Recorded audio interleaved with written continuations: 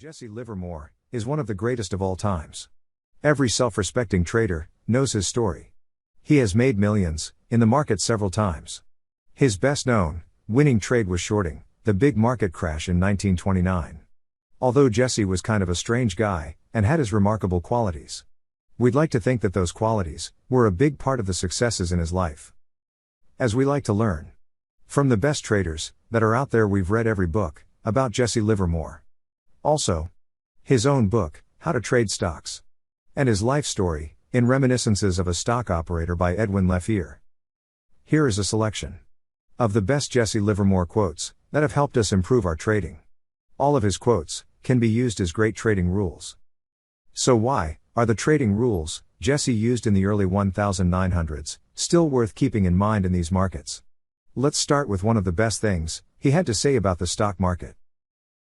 Rule number 1. There is nothing new in Wall Street. There can't be, because speculation is as old as the hills.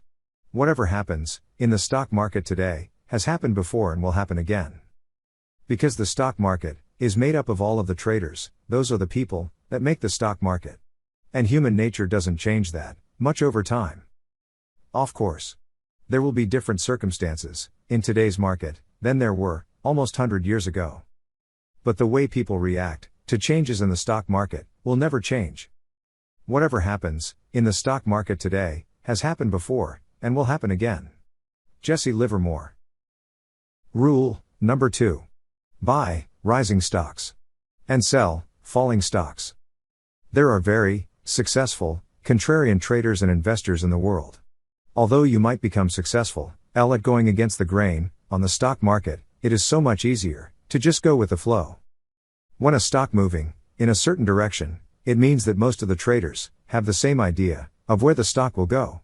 If the majority thinks the stock will go higher, they'll decide to buy, which causes the price to rise and creating a kind of self-fulfilling prophecy. Pick the stocks that are trading high are over time, and you know that most of the traders involved believe the price will continue to rise.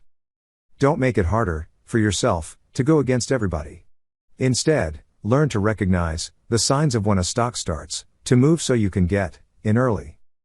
In that way, you can profit the most from the big move the stock is going to make. Buy rising stocks and sell falling stocks. Jesse Livermore. Rule number 3. Do not trade every day of every year. Especially as a new trader, you are eager to be active in the market. You are looking for trades all of the time. Remember that you don't need to trade every day, and that it is even better not to trade a lot of times. You need to learn not to force trades. Only pick the trades that you have the best odds to make money. All the other trades will cost you a lot of time to prepare and a lot of stress when you're in them. And they will never be the trades that will make you the big money. Do not trade every day of every year. Jesse Livermore. Rule number 4. Trade only when the market is clearly bullish or bearish. As mentioned before, it is better to follow the direction of a stock. The same thing goes for the overall market. Stock trading is hard enough to learn, so there is no need to make it any harder than necessary. When the market has no clear direction, it is best to sit on the sideline. Just wait and see how the market is forming itself. The stock market is the average of all the stocks traded on the market. When the market is clearly trending in one direction, it means that the majority of the stocks is heading in the same direction. Those are the easy picks for you. When the market has no clear direction, there is no saying of what all the individual stock will do. Trade only when the market is clearly bullish or bearish. Jesse Livermore. Rule number 5. Only enter a trade after the action of the market confirms your opinion, and then enter promptly. Before ever making a trade, you need to have your trade plan ready. Not only the reasons of why you want to enter the trade, but also when you should exit it. Be meticulous in your research and make sure the trade fits with your strategy. Create a trade plan for each trade that you want to make. After your trade plan is ready, don't rush into the trade. Let the market confirm your thesis, and wait for the trade to expose itself to you. Only enter a trade after the action of the market confirms your opinion, and then enter promptly. Jesse Livermore. Rule number 6. Continue with trades that show you a profit and trades that show a loss. You'll probably end up with more than one active trade at most of the times. In those cases, it is important to remember to stay with your winners. For most traders, it is too difficult to take a loss. First, they take their profit on a winning trade and hold onto the losing trades, hoping that those losing stocks will turn around and change in a profit. Of course, hope is not a strategy for the stock market. And hoping that a losing stock is going to turn around is just foolish. Don't try to fight the market.